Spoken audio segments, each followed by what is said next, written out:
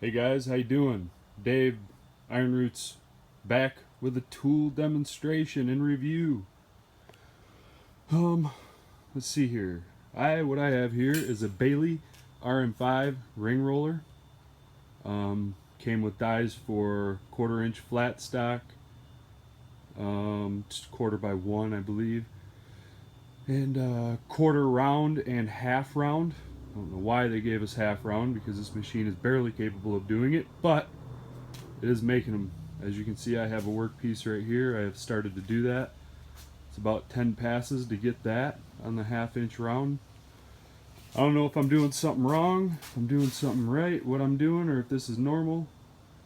I haven't really messed with a machine like this before.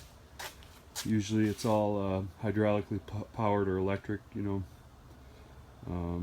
And this one might actually even turn into an electric motor deal if I can find one. Put an electric motor on it because I got this tiny ass hand crank. Makes things pretty hard. This is a 3-drive roll right there. 1/2 inch bar, 1/2 inch dies. So it is capable, and very capable. As you see, I made one of these, and I made another one down here, and I made a few other ones. But those are, I got 2 1/2 inch ones, or 2 1/2 inch ones done. Yep. And the rest are like 1/4 and 3/8. So my initial review on this is that it's super expensive, and I mean, if you are really damn strong and you want to do some 1/2 inch round, be my guest. But I don't think that this machine should be taking up the 1/2 inch round, to be honest with you. It's a lot of pressure. I have been I tightened these lock nuts up really well. Keep the gears nice and greased. And it seems to work alright for the first few passes, then I gotta re-grease and get her looped back up. A lot of pressure, guys. So anyways, and you can do both. You can roll up and then you can roll down by adjusting your dies here. This is my pressure die for rolling up. To roll down, you're going to take this die off right here. You're going to take the keyway out, and then this becomes your pressure. This becomes your stop. So when it's up here, you have it down on your workpiece. These are your only 2 driven rolls that you have for that to roll down, and they usually for bigger radius circles, rings, whatever you want to call it. Haven't tried it yet. I've just been doing these rings. They are approximately 11 3/4 ID or OD. I'm sorry. And yeah, they just take a really long time, and really it's a lot of hard work. So, but anything smaller like 3/8, 5/16, 1/4, you know, it runs through. It's a breeze. Most important thing is to make sure you keep these straight. The dies will not keep the straight because they are not freaking tight enough. There's some manufacturing flaw or something. I have no idea, but this die right here tends to be loose, and it pisses me off. Jeez, oh Pete's. I've had this machine for about 3 weeks now, and I've been using it, and I regret buying it because I probably could have got something that would have been way worth better my money, and I could have had all them rolled up by now.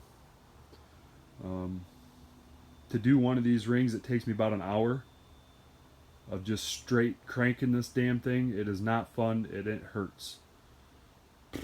That being said, if you want to buy this for anything 3/8 and under to roll rings with, be my guest.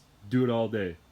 If you want to roll 1/2 inch rings, find a different tool. This is not the tool to buy. I'm not bashing on Baileigh. This is cool. I love it because I can do other things with it other than this. I bought it for this job, but I did make some other things with it so far. But yeah, it's not fun. So I'm going to try to do here, I'm going to try to get you guys a good shot, good view of how I'm going to run this. Maybe that'll work. You guys see it in there? Let me try to get it a little more focused. There you go. Alright. Ready for this?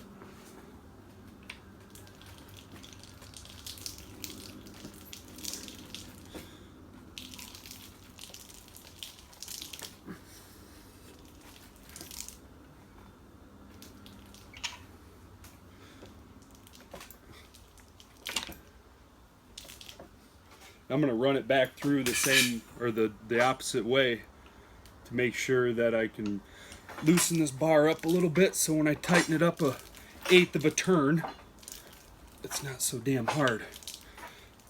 And